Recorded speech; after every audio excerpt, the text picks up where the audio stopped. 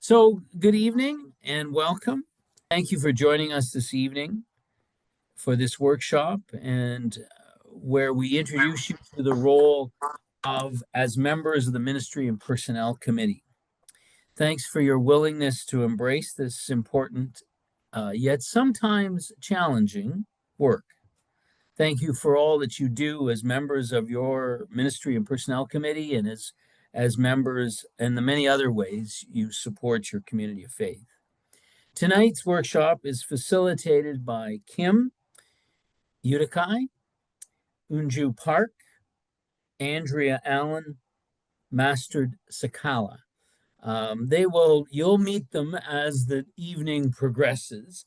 Those are all of your pastoral relations ministers for Shining Waters Regional Council.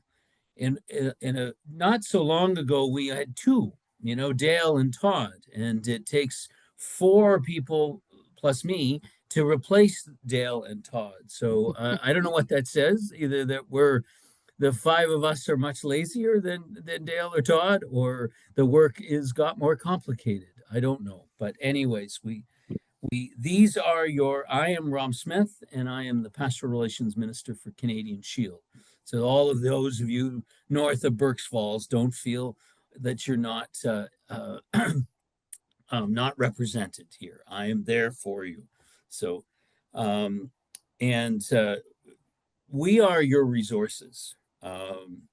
We're here to help you do your job. So please don't ever hesitate to contact us.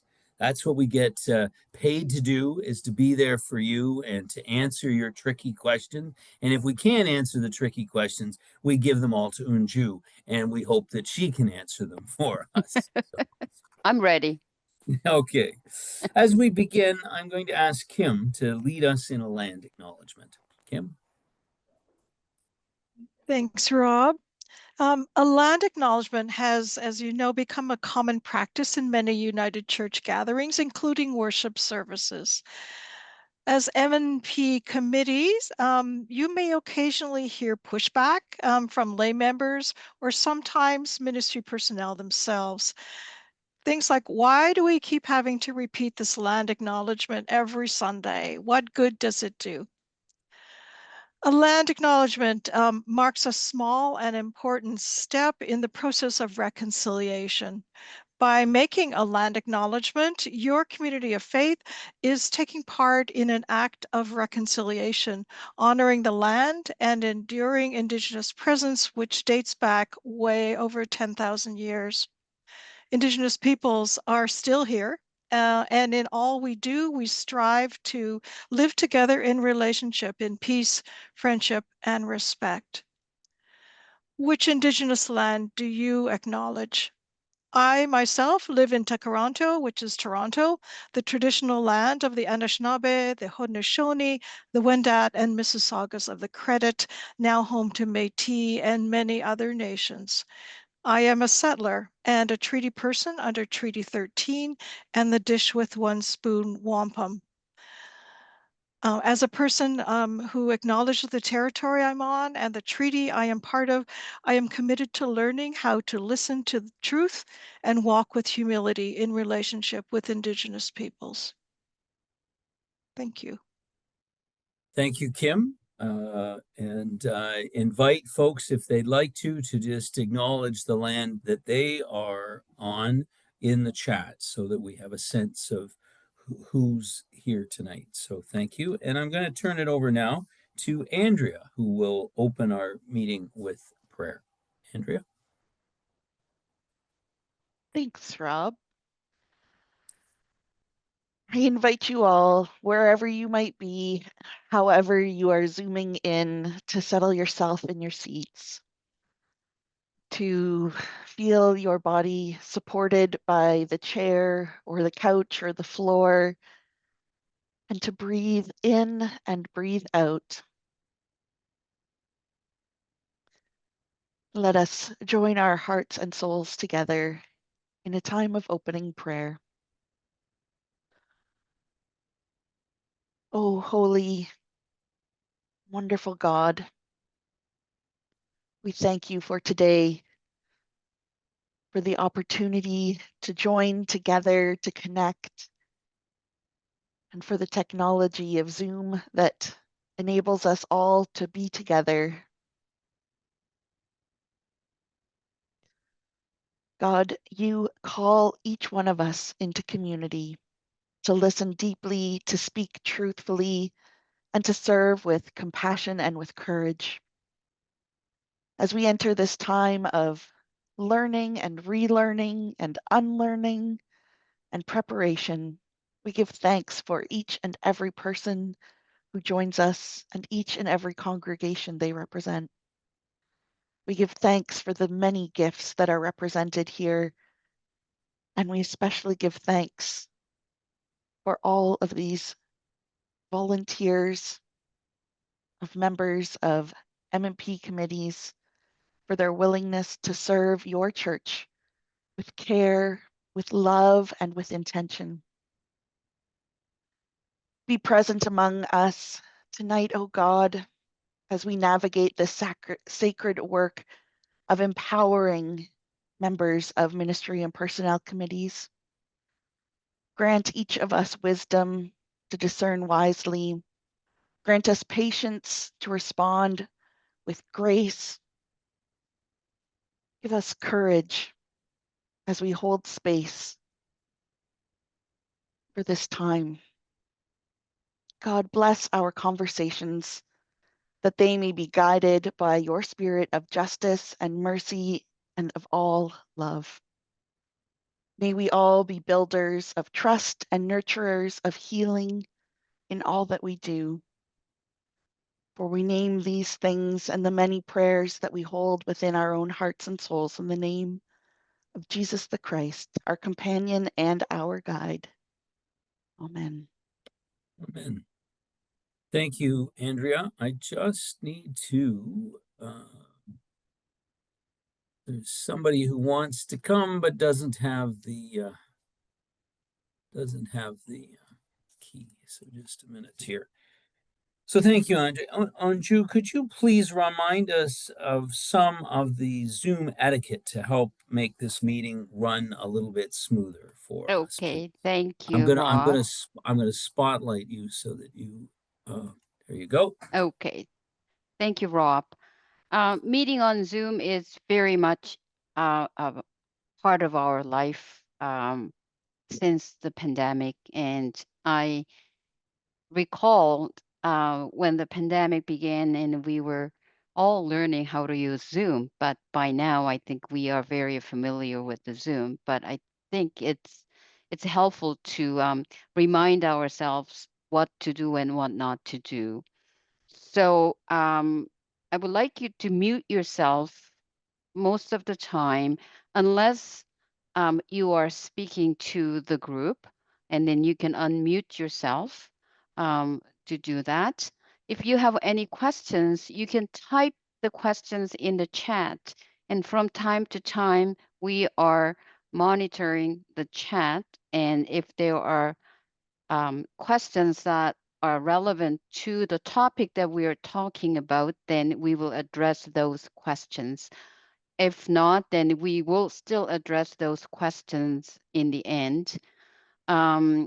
If you have any questions other than raising questions in the chat, you can raise your hand by clicking a button where it says react, and you can use your just like raise hand like this. That's my hand. So you could do it that way. Then we will let you speak. Video, if you want to leave your videos on, you're welcome to do so. But if you want to turn off your video, you can do that also. Any questions about how to use Zoom tonight? Are we all clear? I think we're good. Rob? Thank you, Unju, for that little demonstrate or that update or reminder. I think it's all become part of our living and breathing, living by Zoom. So tonight, we have a few goals as we begin.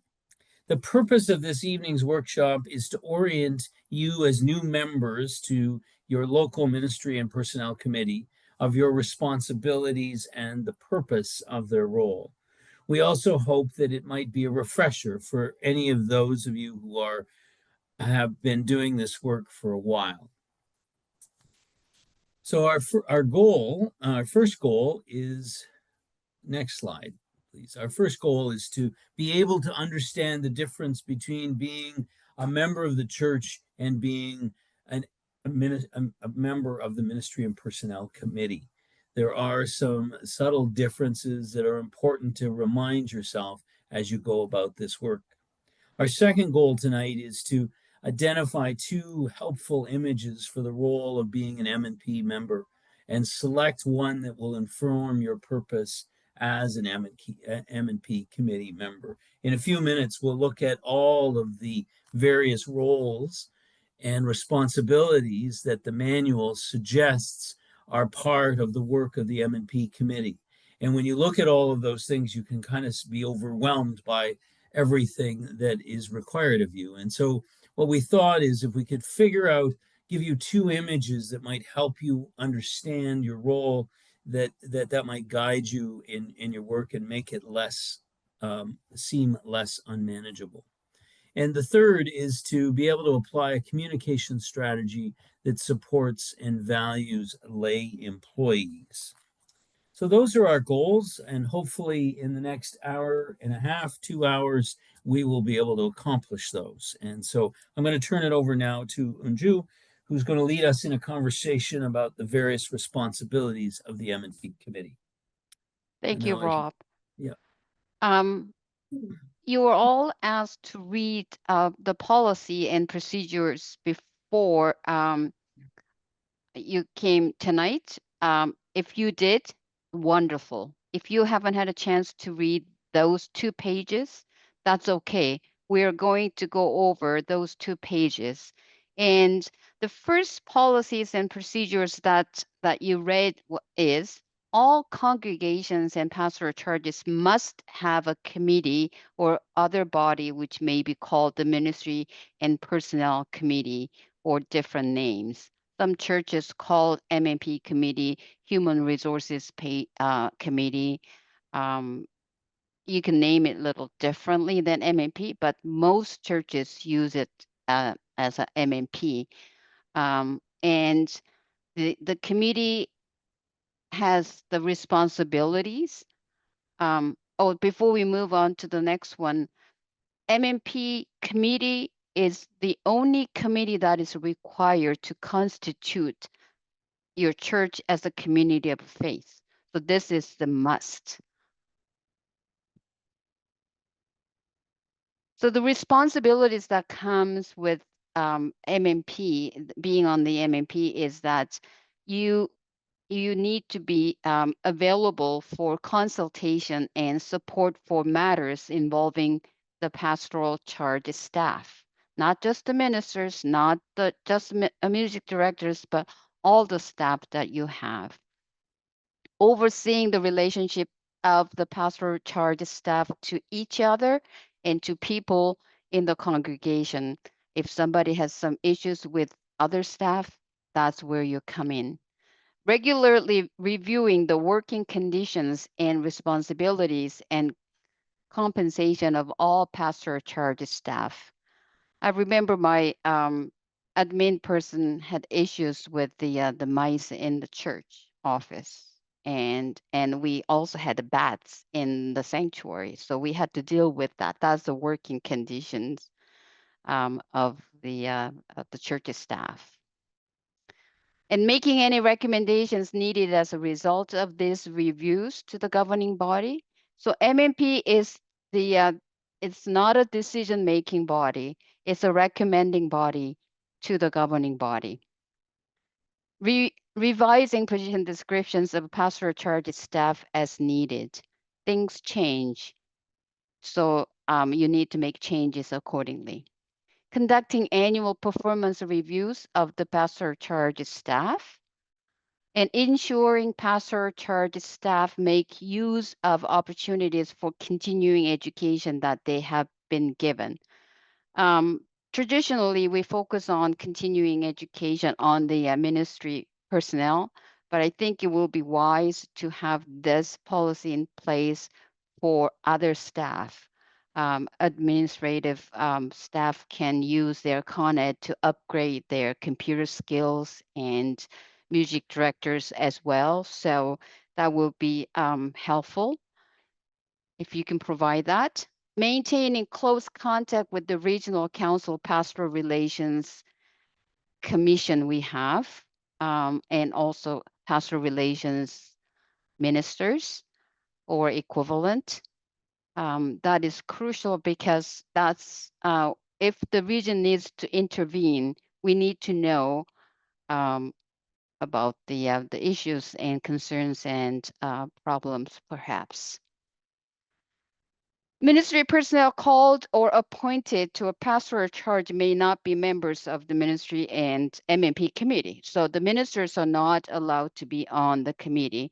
And M&P committee is responsible for making decisions about compassionate leave. That's the only decision M&P can make. As I said, M&P is not a decision-making body, but this is the only thing that M&P can make a decision about. Lay employees of the community of faith may not be members of the M&P committee. Some churches have church office administrators as a member of their congregation. Some the members of the congregation volunteer to be the office administrator. Even though they are members of the congregation, they are not allowed to be on the MnP as long as they are employees of the church. When a ministry personnel is planning a sabbatical leave, the ministry personnel sabbatical plan must be approved by the MnP committee and reported to the governing body for confirmation. The MnP committee as a whole committee shall not replace the search team in the event of a change in the pastoral relationship in a new position. I think sometimes MnP committee feels that, yeah, we know what ministers do. I think we need to be the next search committee because we know what we want. It's not allowed. In a multiple point pastoral charge, at least one member of the MnP committee should come from each congregation in the charge.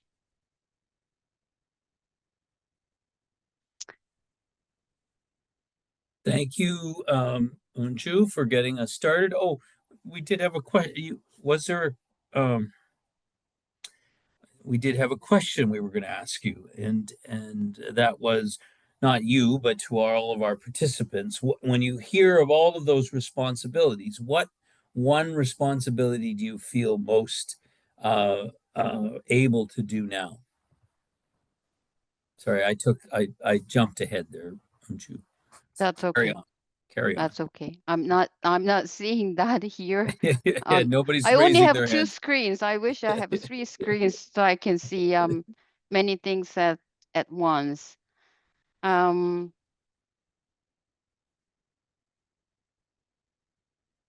the other question is, as you hear those responsibilities, is there any that you feel challenged by?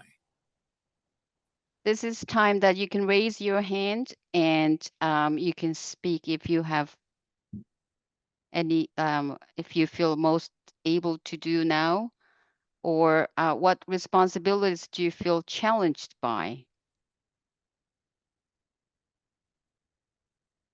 You're all shy and quiet. You can also put it in the chat. Oh my God, I'm scared of dealing with conflict, or what is exactly meant.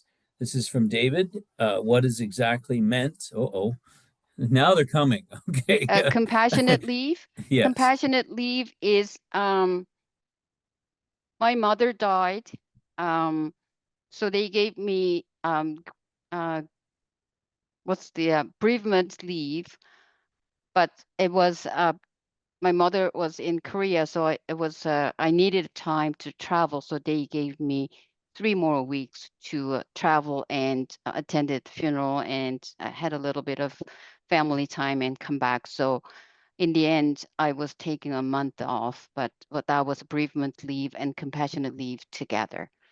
If the ministry personnel is the only family member that needs to care for family members, that's when you can use the compassionate leave. Great. That's just an example. Yeah, good. Good. Well, thank Any you, other Anju. questions? I'm not seeing any hands being raised, or is it the same as sick leave? No, sick leave. Ministry personnel don't necessarily have a sick leave, same as what we understand in the corporate world. They have cold and they can take a day or two off. But if they end up with a little bit longer period of sickness, they can get on what's called RCP, Restorative Care Plan, and that is covered by the benefits. So when that happens, minister is still getting paid, but the church is getting reimbursed. 85% of what you paid the minister, you are getting reimbursed. Thank you. Allison, yeah. Hello, everyone. Hello, Yunju. I just had a few questions about the responsibilities with respect to being available for consultation and support for matters involving the pastoral church staff. Does that mean being available for consultation with the staff or also entertaining consultation with congregants? So that's one question. Are you sort of the complaints department, in other words? And the other one is about overseeing the relationship of the pastoral church staff to each other and the people in the congregation. So is that same sort of relationship building, receiving feedback, giving feedback? So in my experience, my work experience, that can be a little bit challenging because that may be one of the most difficult things to do, give and receive feedback. So I just want to ask, my question there is, will there be support for that? Because that can be difficult. And reviewing working conditions. And so that's like OSHA and all that sort of stuff. So will there be support for that as well? So there is a sample you can get on our website how to do evaluation. So you can get that. If you need support in terms of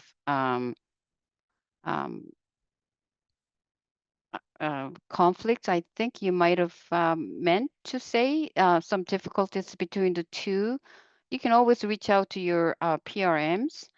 But MnP is not a one-person committee. So you have committee members that you can consult each other to do this, that. And if you have enough people, some MnP committees appoint one person for employee. So Joan takes care of Lisa and Janet takes care of Bill, and that sort of relationship. You could do it that way too, so that at least the employees feel comfortable talking to the support person that is appointed to them. And your support consultation is the staff.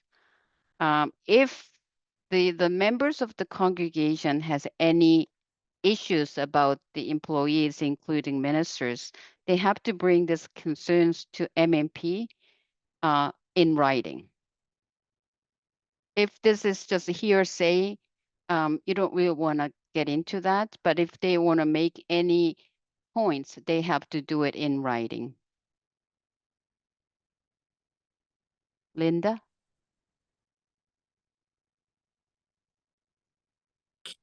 Sorry. We have an unusual situation in that our minister is part-time. He's finishing his PhD at U of T, and he's on the World Council of Churches, and he's often going to give papers. Like right now, he's in Athens with the World Council of Churches, and then at the end of the month, he's going to Brazil to give a paper to some conference. Is that continuing ed? What is that? How do we work with that? How did you negotiate with him when you called him? Well, at the time, we didn't realize just how often he might be away doing this sort of thing. So, I mean, I've always called it continuing ed, but some people sort of wonder whether it's something that but he's only part-time. So if he does it on his own, to me, it doesn't, but I just don't know how to log it. Like, what is it? Well, if he's off work during that part-time hours doing his own stuff, that could be taken as a con ed. If he's going to a WCC on behalf of the denomination, sometimes denomination can compensate that time. When I was a commissioner to the general council, a conference, that was the structure before, conference compensated my time to my pastoral charge. So there might be some ways to do that.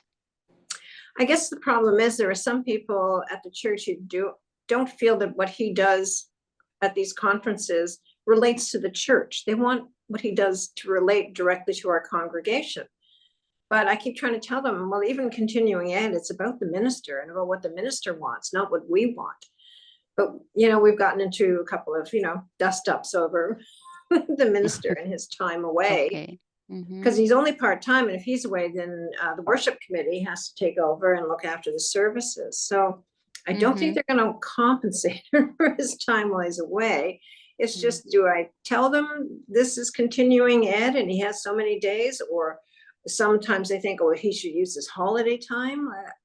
I'm just in a bit of a quandary, and Or I think that is a good thing. Like, if you can reach out to your PRM, who's your PRM? It's Rob Smith is your Yes. PRM.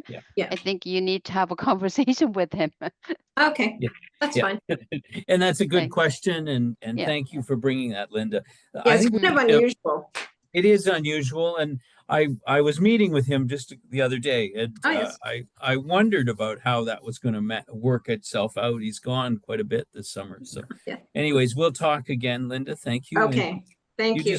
And thank you, Unju. I'm going to turn it over now to Master, who's going to talk about the concept of dual relationships. So over to you, Master. One moment. There. Okay. Thanks, Master. All right. Thank you, Rob, and thank you, Unju. My task this evening is simple. It's basically to introduce this issue of dual relationships. We are talking about it because it is something that you, as a member of MnP, you will come across this situation, and sometimes you may not know how to deal with it. So dual relationships are situations where a member of the MnP committee has more than one type of relationship or has multiple roles with a pastoral charge staff. Now, we should remember and realize that we come to this role of being a member of the MnP committee from a place of active involvement in our church, and sometimes from a previous relationship with one of the staff.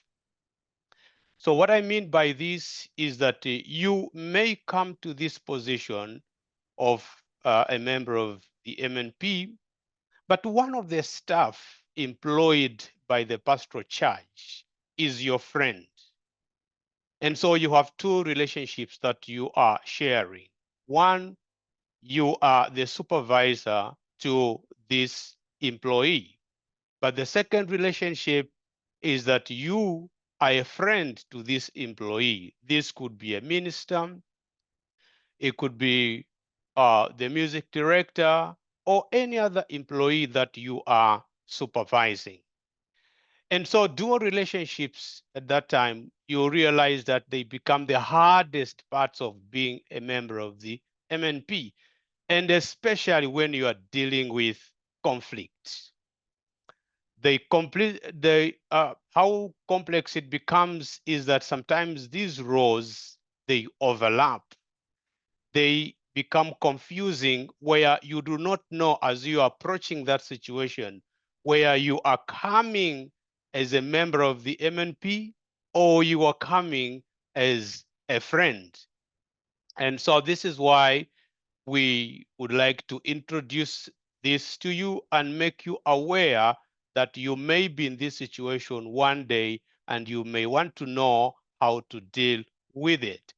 One of the recommended ways on how you may want to deal with this situation in case it occurs is that each time you are handling an issue where you have a dual relationship with one or both of the people involved in that conflict, ask yourself this very important question.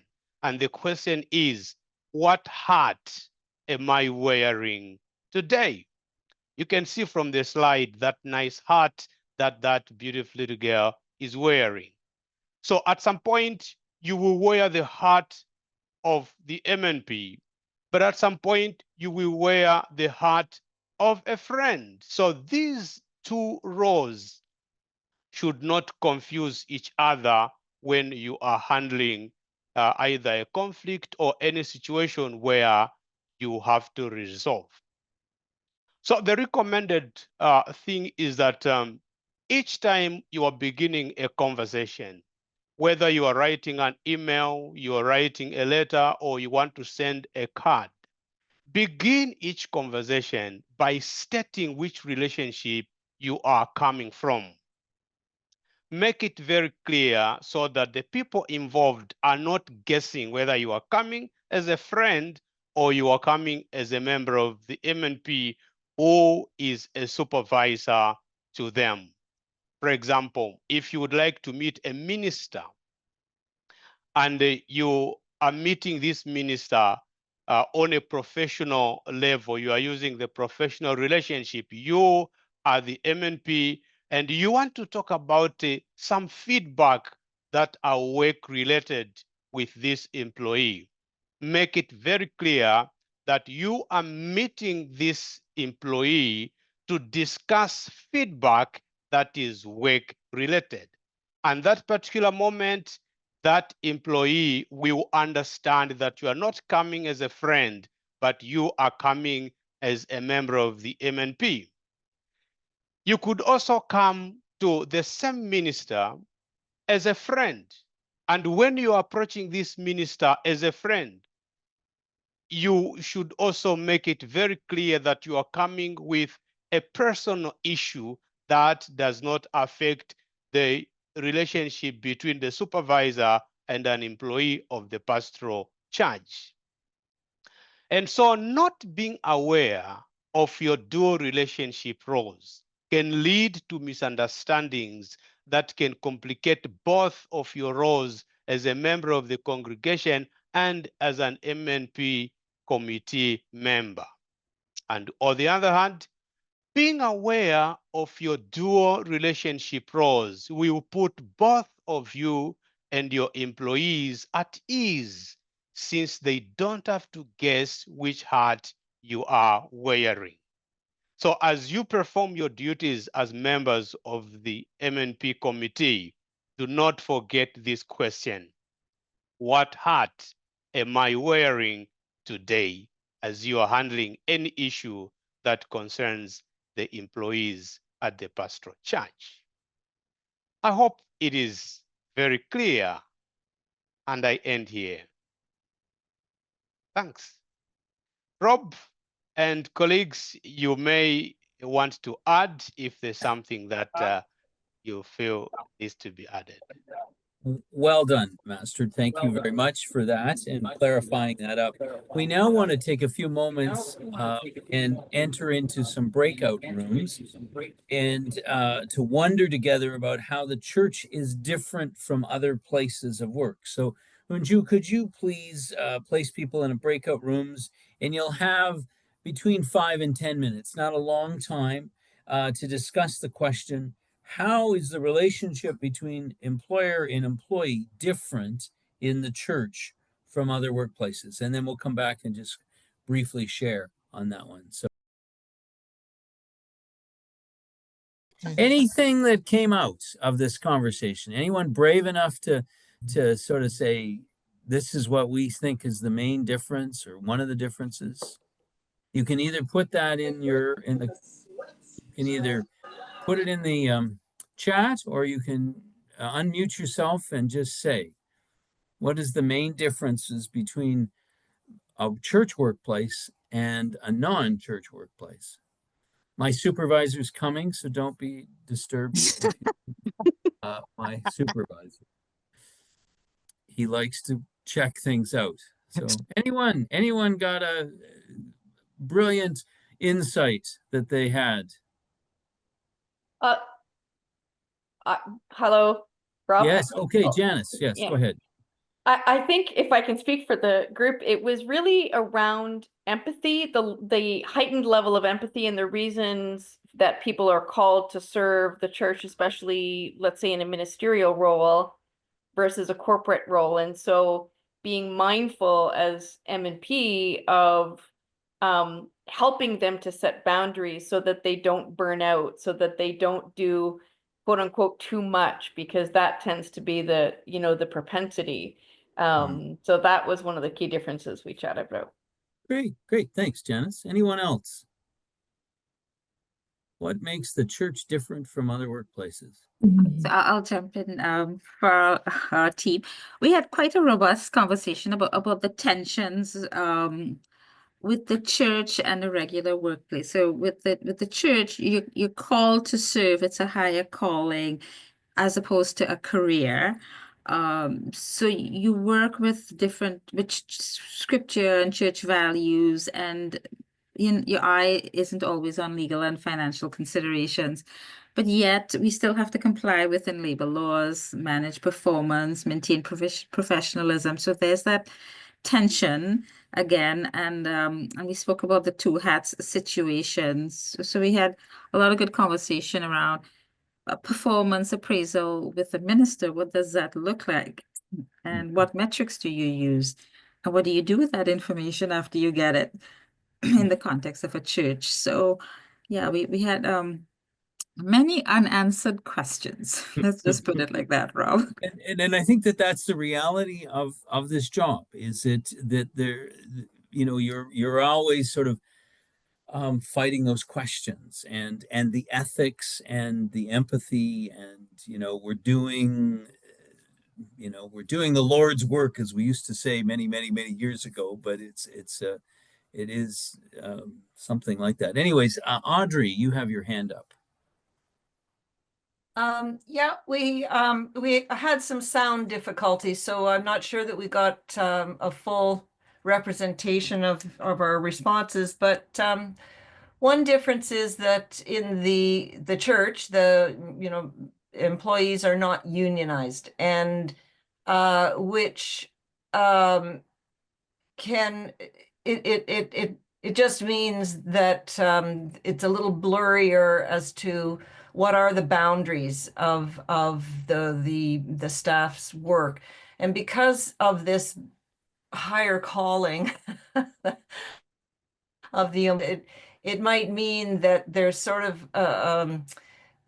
too gray a line. The line is blurry between how either is too much to do or perhaps too little to do. I think we come with our own experiences of being in the workplace and our own experiences of being either dealt with vis-a-vis a union or with very delineated responsibilities, how much time and so on, and or not. And I think it can be very we actually now perhaps the church staff works way more than what we might have in our own workplace, or maybe our own experiences say, well, really, are you taking that time off again? So I think our own expectations, and so those are two areas that we talked about. And a third is that ideally the outside work world should be guided by the same ethical and hopefully empathic framework that we hope we apply within the church. Right. So maybe Yes. it would ideally there would be no difference. Yes. Yes. Yes. Yep. Okay, and David just asked the question: isn't there a kind of ministers' union? And no, there is. Well, okay, Allison's calling it Unifaith. They are. Yes. Did you It's a want to? chapter, Okay. Okay. Unifor Unifaith Community chapter. Not a-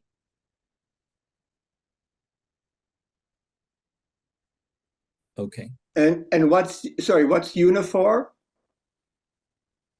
Kim, if you can answer this question. Oh, Unifor is a union, but the United Church has organized a Unifaith chapter. That's a whole other webinar. Right. Yes, okay. And it's beyond my ability to answer that question. Sorry. I thought we didn't have a union, so It's not a union, but it is affiliated with a it's union. okay. So And ministers just opt into it or not? Yes, yes. Right. So maybe okay. it depends if your minister is a member. I don't know. They don't have the authority or the organization of a union, but there is some support for them if they need it. Not as official as a union, certainly. It doesn't Okay. have the oversight of how the churches do employment. Okay. Well, that, as they say, may be some. Okay. I just see Williams. Did you want to raise a question, or is that a wave of a hand? So I had a quick question. So yeah. where can you get a little bit more information on this Unifaith chapter? I can find a link for you and put it in the chat. Okay, I'll leave that with you, Kim, because we're going to move on. Thank you, folks. And we want to look at these two roles that we're suggesting as a way to understand your role as members of the M&P. One image by which to understand your role is that of trusted confidant. And it's someone who builds relationships of trust with staff, knowing what should be kept in confidence and is transparent. I'm going to use my notes.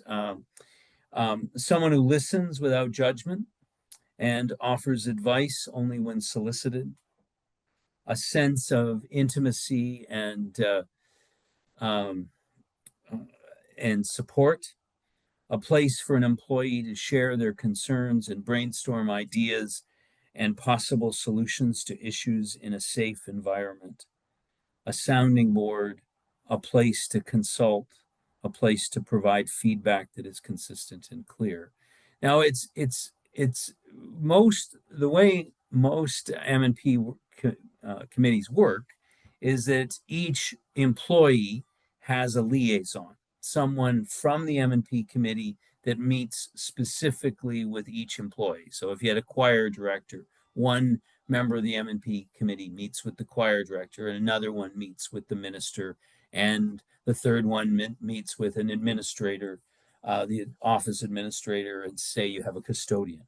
And as a trusted confidant, you build a relationship with the person that you're liaisoning with so that they feel that they can come to you with their concerns or their questions or their wonderings, and it's a safe place for them.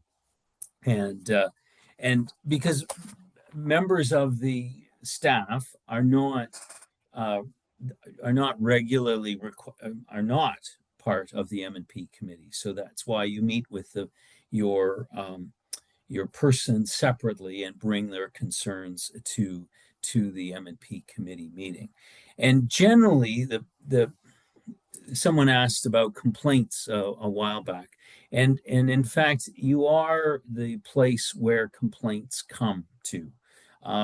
We'd like to encourage church members not to, grab the minister after the service and say, "My God, that sermon was awful." And where did you get those music choices?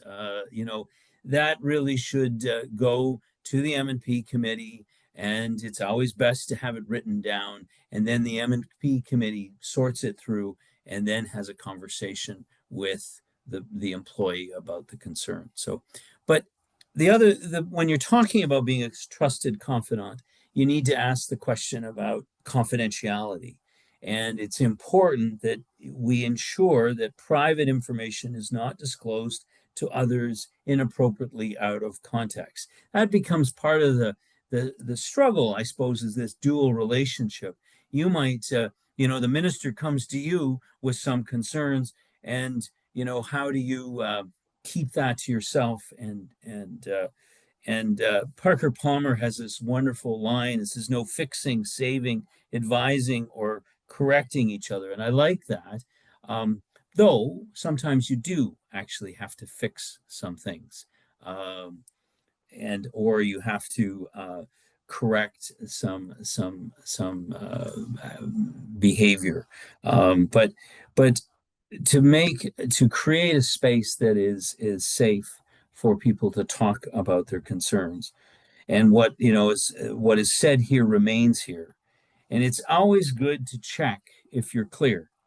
Do you want me to act on this or not? I have that a number of times. I meet with ministers and they talk to me about certain things, and I have to make sure that if they, do they want me to follow up on this or not? And that's the same role as well as a trusted confidant, that, make sure sometimes ministers just need to kind of vent a little, and allow them to have that space to do that, or music directors, any of our employees. So, and remember that there's always a limit to confidentiality. If there's any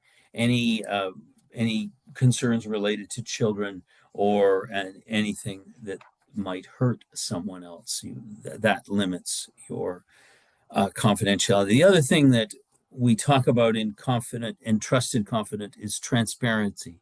It's a very important that our methods and our procedures are clear, and that they're open and they can be questioned. And so that's important. To be a trusted confidant is also to be transparent about the process. People have a right to know about the systems that affect their well-being. People will have a say in how their information is used and why it's needed. And so it's important to have transparency. The opposite of transparency is secrecy, where we kind of withhold information for the purpose of control, and that has no place in a trusted confidant role, as a trusted confidant. And secrecy can set up a power dynamic of those who are in the know and those who are outside of the know, those who don't know. So trusted confidant is just someone who walks alongside and hears, but is also, part of our role too is to provide feedback, and so that is also part of what it means to be a trusted confidant. I'm now going to ask Unju, and I forgot to highlight myself there, but anyways, I'm gonna ask Anju now to talk about trusted supervisor. Thank you, Rob. The other role of the MnP is trusted supervisor. I think it was Linda earlier that giving feedback is difficult, right? So giving feedback to a staff person or minister is one of the most difficult tasks of MnP. Sometimes fear of possible reactions make MnP committees shy away from having feedback conversations. Trusted supervisor is less intimate yet still committed to caring for the employee. And a trusted supervisor provides clear direction about job description and addresses concerns quickly and appropriately and offers helpful and consistent feedback and knows how to access policy and procedures of the United Church of Canada.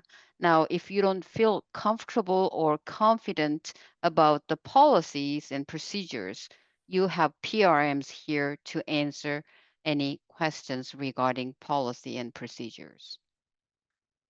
If you had to use one word to describe trusted supervisor, what would it be? If you had to use one word to describe trusted supervisor, what would it be? If you could just put it in the chat.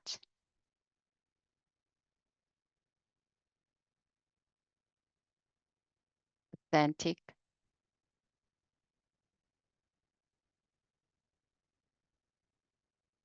fair, compassionate, responsible, predictable, wise. Thank you. Over to you, Rob. Thank you. Those are great words, and they fit, I think, for both the trusted supervisor and the trusted um, confidant. There is an interesting question in our chat about, and sometimes there seems to be a conflict between confidentiality and transparency. Example, at leadership meetings, M&P topics are held in camera. Is there guidance or parameters around this? I, off the top of my head, I can't think of anything specific, but that's always have a good conversation with your PRM. We've been using that word a lot, and thank you, Andrea, for explaining what a PRM is. I've only been doing it for 6 years, so I still have a hard time knowing what a PRM is, but it is a pastoral relations minister. It's what all of your people here that are leading this workshop are. And we each have a specific region or a specific church that we're responsible for. So, anyways, I think we have. I want to turn it over now. We want to take some time to illustrate some of the work an M&P committee gets into through a short role play. And I turn it over now to Kim. Thanks, Rob. So we are going to do a little role play, and even though the names are our names, we're actually not the characters that are being portrayed here. So it's a bit of a stretch for all of us. I'm playing an M&P chair, and I have sensed and also listened to a few people saying that there is a conflict between our minister, whose name is Mastered, and he's going to be playing that role, and the music director, Andrea. So listen to the first part of the conversation that we're calling Act 1 for what the issue is. So Act 1, M&P meets the music director. So I'm talking to Andrea. So Andrea, how did you feel about the worship service yesterday? You know, we just are not going to have a very good worship service until Reverend Mastered lets me do my job as the music director. You know, Kim, I'm just getting sick and tired of constantly having to navigate and to negotiate with him around decisions that are clearly mine to make. It's really driving me bonkers. Can you tell me a bit more about what's happening here around the way you relate to Mastered? Well, first thing, he doesn't know anything about music, and yet he's constantly questioning my choices of hymns and anthems. And he has got to be the most stubborn person I've ever met. I mean, surely you've noticed as well. I think part of it is that he comes from a different denomination, and sometimes I have a really hard time understanding what he's saying because of his accent. I don't think that he really understands who we are as the United Church. Like, for instance, 2 weeks ago when we were celebrating Peace Sunday, he wanted us to sing Onward Christian Soldiers. Does he have any clue as to what's going on around him sometimes? I get the impression that, he's really just out to embarrass me. So the issue is around who picks the music for worship and how that fits with the worship theme. Is that how you see it? It's really not in question.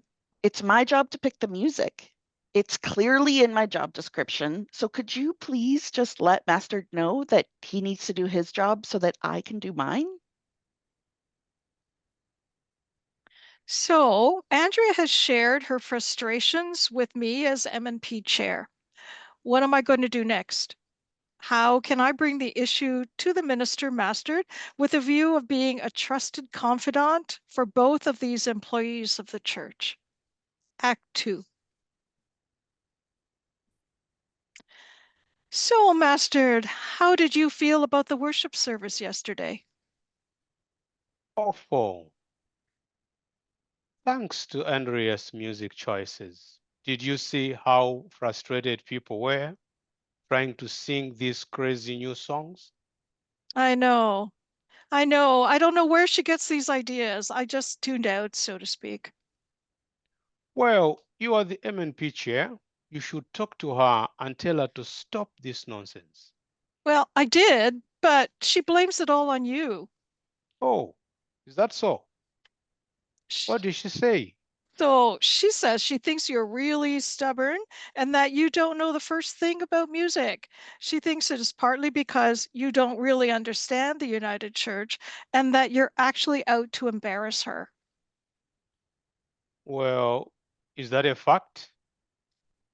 I'm meeting with her later today. She's going to get a piece of my mind. Well, good luck with that. I hope you two can sort it out. Sorry. So, what just happened in that conversation? What do you think is going to happen next? And what may have just happened in the relationship with the M&P chair, me, and the music director, Andrea?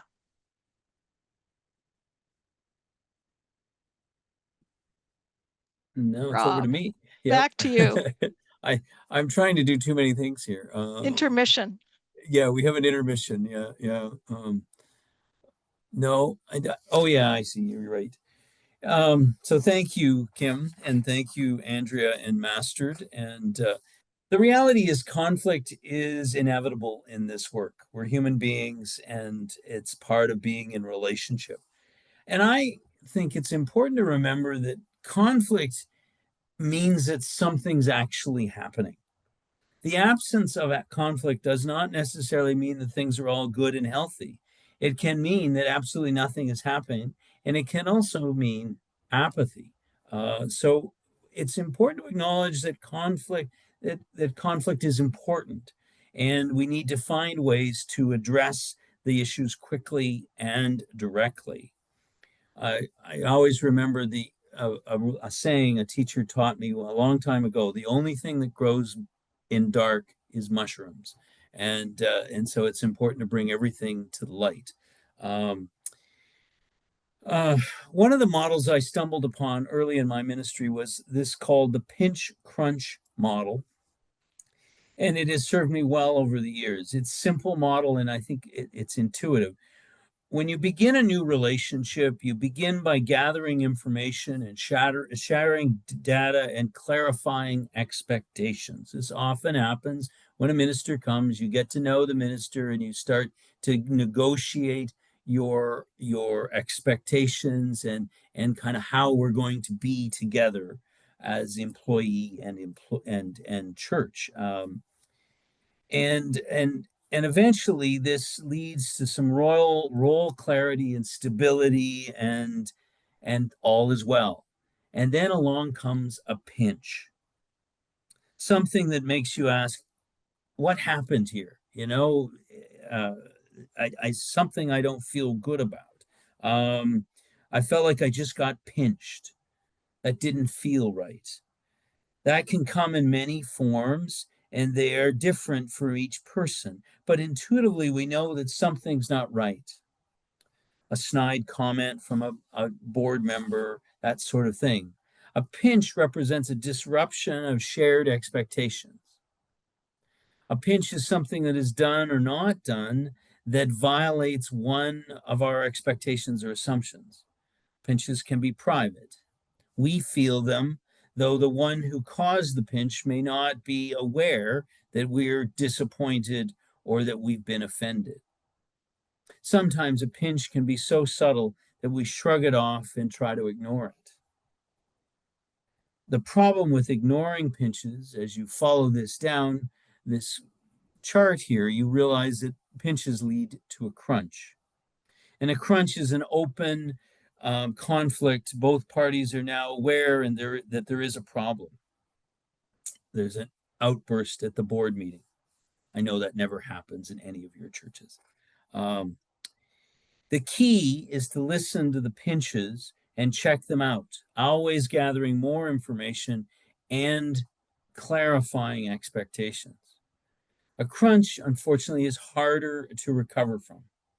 So it's important to listen to the pinches and facilitate conversation about the pinches before they become crunches. You can see there that with the crunch, there's not a lot of, there's a resentful termination, or there's premature reconciliation, or there's reconciliation under stress. You want to kind of address the pinches as they go along. And that's an important thing. So I'm now going to invite Kim to take us back to our role play. Okay, sorry, Andrea. I put myself in. That's okay, Rob. Okay, it's okay. I'm so I confused. just want to add to Rob's pinch crunch model. There are some cultures where pinches are more tolerated than others, and so you may have no notice as the M&P that a minister or a staff person or even a layperson has experienced a lot of pinches until it suddenly shoots up and there's a huge crunch. So just be aware that there's cultural differences and tolerances of the pinch crunch model.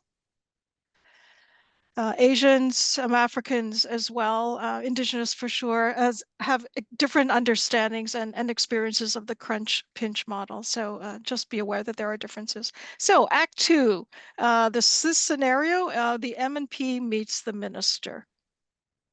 We just aren't going to have good worship services until Andrea starts to do her job as music director and lets me do mine. She doesn't understand the needs of this congregation. She wants to do all this new music. And I've been hearing from congregants how they want to sing songs they know. I'm the one who hears about it when people in the pews are unhappy. Okay, so tell me a bit more about how you and Andrea have been working out the music for worship. Well, I will often make some suggestions about what music would go well with my sermon. I think you'd agree that that is valid input, but she always bristles when I tell her what would work well. You'd think she would be grateful for my input. And just the other day, she said something about not being able to understand me because of my accent. I wonder if there's something more going on here. Here are the pitches that I heard. Andrea, the music director, has in her position description that she chooses the music. The minister, mastered, wants to play a role in what music is chosen for the worship service. Andrea does not want that. The minister wants to team with the music director to discuss the larger picture of what's happening in the worship service and within the congregation around music. And there is resistance from the music director. Are there any other pinches? If you were Kim, how would you respond to Masterd's last comment? Complaints about accent. It's a pinch. That's Anything else? Anything else that people see? I'm going to turn it over to Kim just to have some final say on this scenario. Or act two, scenario two. And I'm trying to get rid of myself. It's the way Reverend Mastard would interpret that comment as a very big microaggression, because there's the underlying racism attached to that comment. Yeah. And you notice he didn't expand on it? And there was silence from the M&P chair. So in terms of addressing it, this M&P chair that I'm portraying just ignored it. Audrey. I felt there was some very serious inappropriate sharing of information that was given perhaps in confidence by Andrea to Kim, that she then provided to Masters. And boy, there was such an imbalance in how she was dealing with one and how she dealt with the other. It was very unbalanced. Yep. Yep. Lacking in confidentiality, not taking a neutral stance, to listen as opposed to add comments and judgment. Yeah, lots of red flags all over the place there.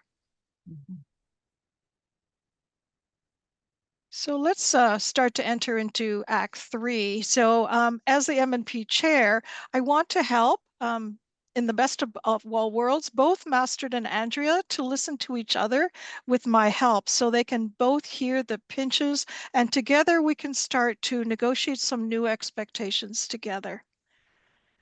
So let's bring Mastard and Andrea back. Thank you, Mastard and Andrea, for coming into this meeting. I'm aware from speaking with both of you that there is some tension in your working relationship, and I hope that we can hear each other today and find a way to resolve that tension. So, Andrea, I'd like to start with you. Can you describe what you see as the issue and the impact it has had on you? Yeah, I mean, for me, the issue is that I've been hired by this church to do the music. I'm proud of the job I do to lead the music, but I don't feel that Mastard understands what is in my job description and how hard it is for me to do my job when he wants to choose the music. No, no, I don't want to choose the music. Actually, Mastard, I'll get to you in a minute, but let's let Andrea finish, okay? So, Andrea, what is the impact that you are feeling from this? I'm feeling that Mastard doesn't trust me to be able to pick good music and that I'm supposed to defer to all of his choices in music. It's really demeaning to me. I trust Mastard to do sermons, to do pastoral care, to do the sacraments. So I wish he would trust me to do what I'm good at. Okay, thanks, Andrea. I hear you saying that you want to be respected for your music experience and knowledge.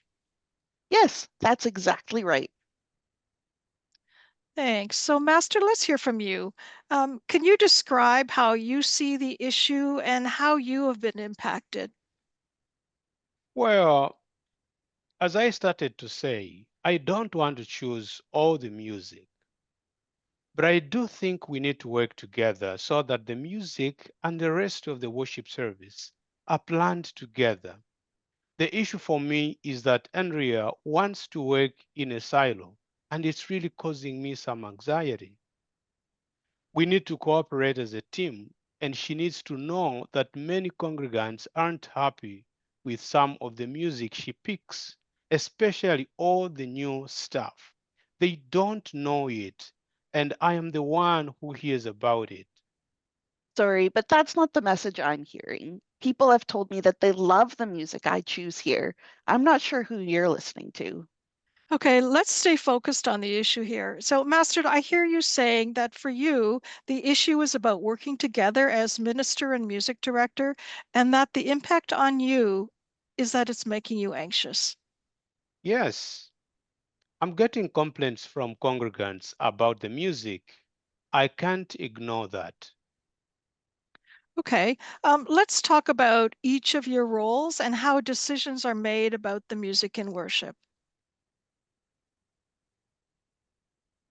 So, am I muted? Okay, so what didn't get said? What also needs to be addressed? What didn't get said and what also needs to be addressed? They didn't come to a compromise of how they're going to work together on a move forward basis and the respectful boundaries of communication and how they're going to work together. Andrea is clearly feeling disrespected in the space, and I guess her feeling like a woman in the space. And Master is feeling this racialized man in the space. So they're both coming into the space with some issues that need to be resolved respectfully and by setting clear boundaries and expectation. Thank you. Anyone else want to add it? I will turn it over to Kim for the last word. So I think what didn't get addressed is the underlying issue of race discrimination. And if you can keep ignoring that, all it does is build up more and more pinches until there's a huge crunch. And nobody knows where it actually started and came from. So that's an important piece that needs to be addressed in a compassionate and caring way with some understanding of what brought that comment on. So what would you say in response to that comment that Andrew had made a couple times about not understanding him because of his accent? He doesn't understand the United Church. He comes from a different denomination. In a subtext is a different country. So all of those things are comments to the minister that will just keep going underground until it starts to be addressed in a caring and legitimate way. It can also happen to someone, a minister who's neurodiverse or has a disability, such as a brain injury, or another staff member who's racialized, like a caretaker or an administrative assistant. Or it may work the other way, where a white minister might make racially biased comments about an M&P member or a lay leader as well. So all of those things could happen in an M&P situation. If you don't feel equipped to address this, what resources do you think you need in order to equip yourself? I'm going to put a few things in the chat here. And it's not letting me send. Okay, I've got too many things. There were a couple of books that are of use to you. I'm going to try to do this again. Two of them are readily available for M&P committees who want to do some more work if it's particularly relevant to your situation or if you think it might be. One is a book called Wait, Is This Racist? A Guide to Becoming an Anti-Racist Church. And it has short chapters on different areas of a church's ministry that are actually really helpful for helping leaders to look through and see what their worship service could look like, youth groups and all kinds of things. The second is called Cracking Open White Identity Towards Transformation. The Canadian Ecumenical Anti-Racism Network examines white identity, power, and privilege. So you heard we're an imbalance of power. The M&P chair had more an imbalance of power of saying too much about one person against the other and looking like they're taking sides. But it also is a power issue as well. So this resource is actually quite helpful for that sort of thing. And there are a couple more resources. If you find that there are intercultural and anti-racist issues, please contact me. Not only am I pastoral relations minister, I also take care of intercultural and anti-racist issues. The United Church of Canada has a couple of years worth of 40 days of engagement on anti-racism blogs. There are a few videos as well. And for the last 3 years, they've posted those. So there are 40 times 3 at least of those kind of resources for you. coming in October of this year, there's an introduction to racial justice for white lay leaders, something new that's coming up, and that people can join with their M&P committees, with their leaders, to learn more together about what racial justice looks like for white lay leaders. And again, if you have any questions about this and you want to work through some racial justice or intercultural, please feel free to contact me. Rob, back to you. Okay, thank you. Thank you, Kim, for that good summary. We're actually way ahead of time here. I was sort of concerned we were getting behind and we were going to be well past 9, but we're not. So I'm going to turn it over to Unju just to kind of wrap things up. Mm-hmm. Oops.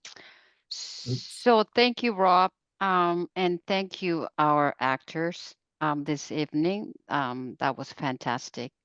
So we heard MnP as the trusted, confident, and trusted supervisor, and which image you feel like the right fit for you. I'm going to open this so that you can share which image feel like the right fit for you. Anybody like to share? Audrey. I'm just not quite sure what your question means. Like, when you say what image, could you just rephrase your question to? Either it's that trusted confident or trusted supervisor. Which image is the right fit for you? Well, I would think, I think for myself, trusted confidant. Mm-hmm. In the chat, Unju, many are saying trusted confidant.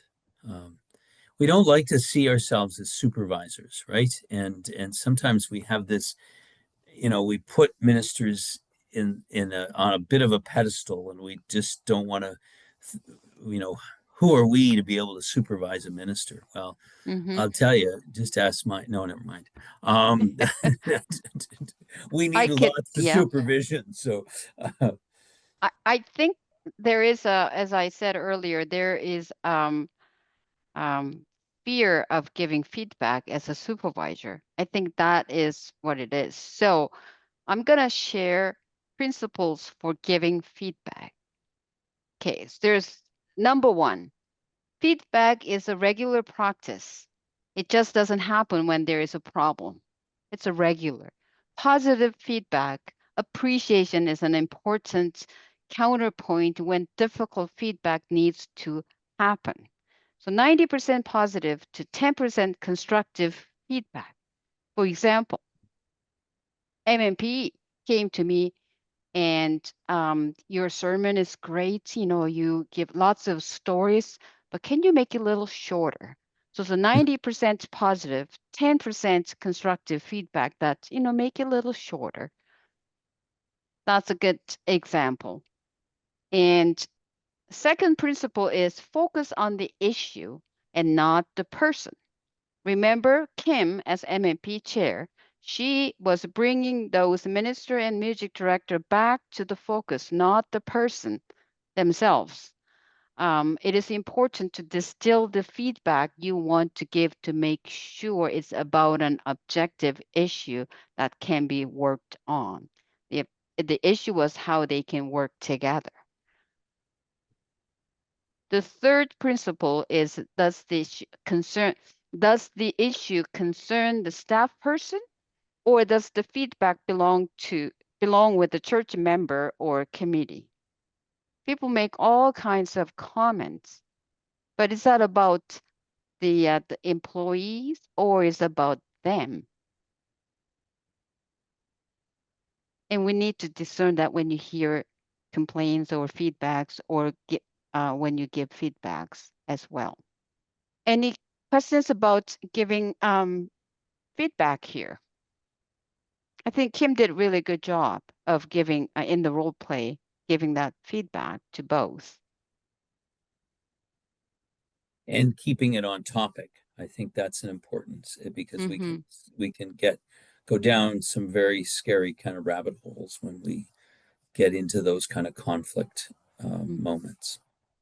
Well, thank you, Unju. Are there any other questions?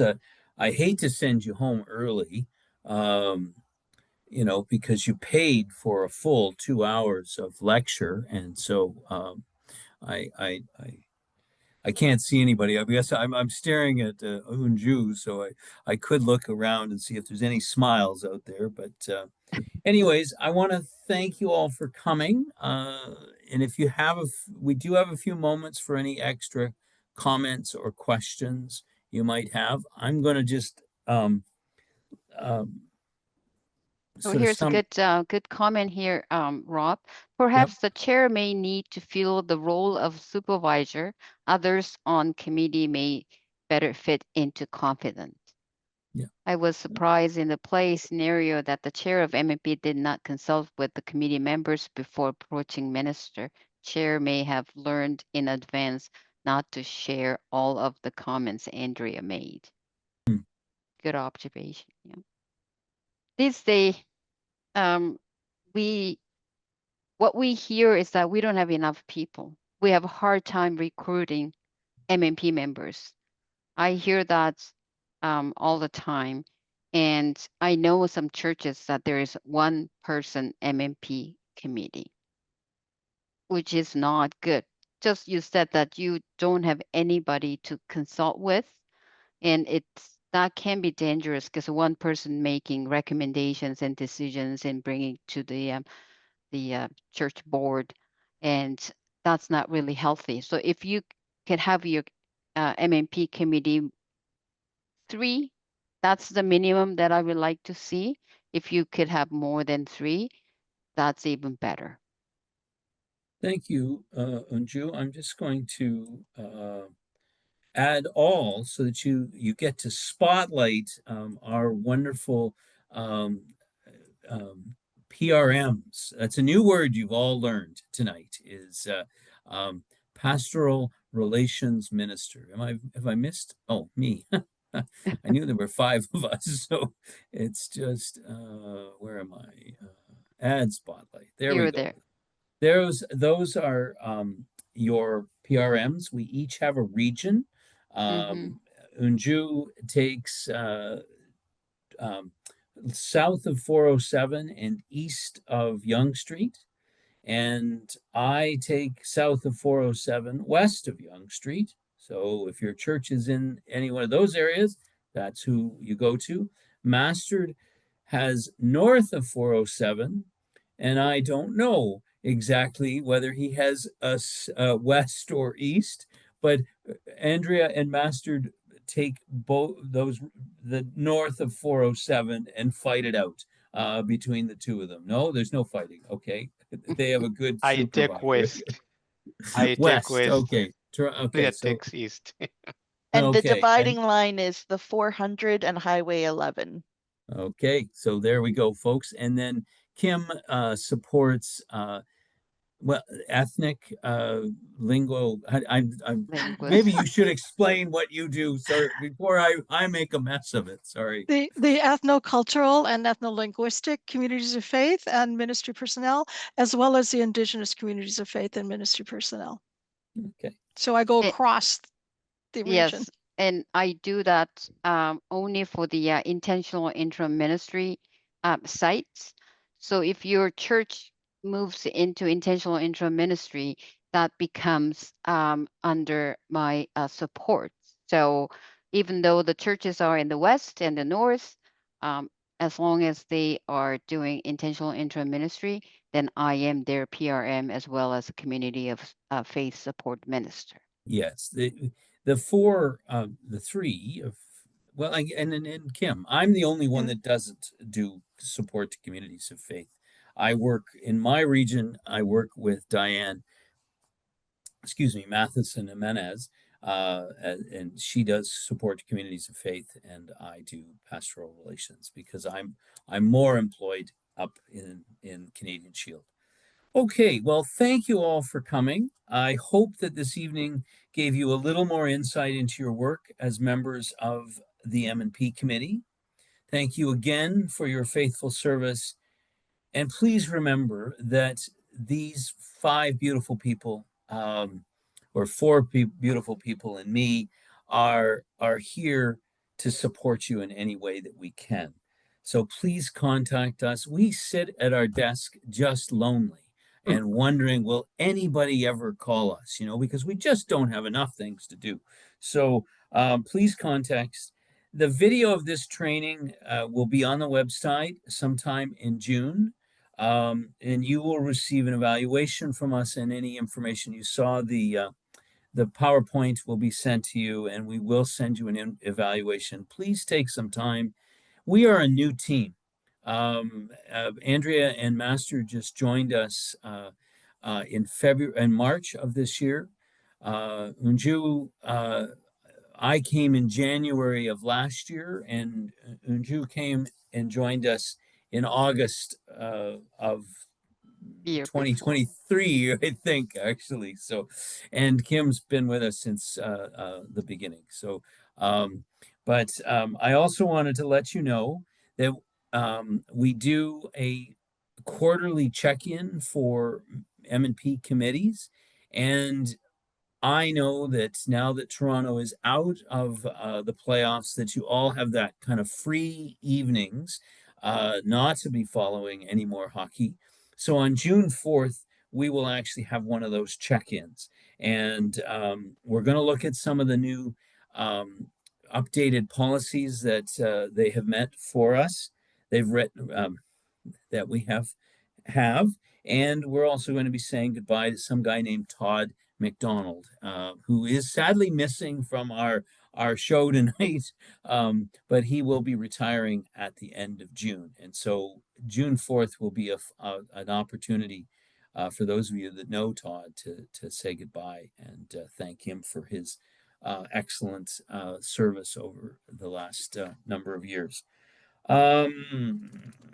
What else did I want to tell you? June 4th. Yeah, are there any other announcements from my colleagues that they'd like to make here? Andrea?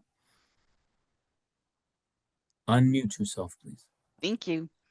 Yeah, I just want to let you know, every other month or so, Shining Waters and Canadian Shields regional councils offer we call it Let's Connect for lay leaders. Although ministry personnel are welcome to attend as well, we gear it toward supporting lay leaders in things that are affecting your ministry and trying to support you. And we have one coming up next Wednesday night at 7 p.m. It's all about lease agreements, about property, about working with groups that have different values, and looking at different models of sharing space. So I'll put that information in the chat. And if you're interested, we'd love to see you.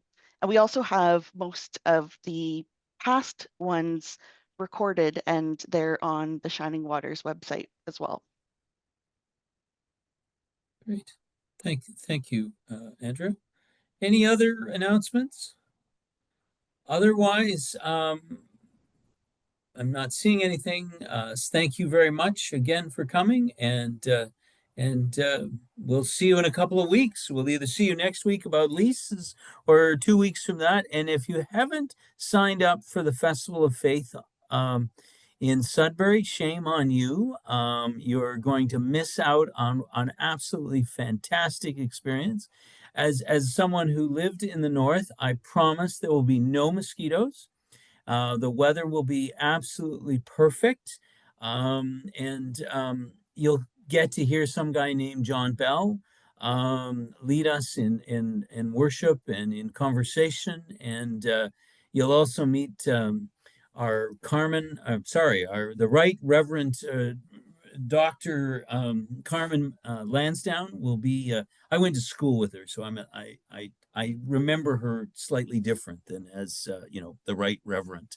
But anyway, she will be joining us, and we have some interesting workshops, and on Sunday, a wonderful, wonderful service in the park in Sudbury, in which we're going to ordain. Canadian Shield will ordain 4 new ministers, and John Bell will preach, and Carmen will lead us in communion. It's just so that's June 13th, 14th, and 15th in Sudbury, and there's a few spots left available if you want to come and join us. So thank you, and thank you for joining us tonight, and talk to you soon.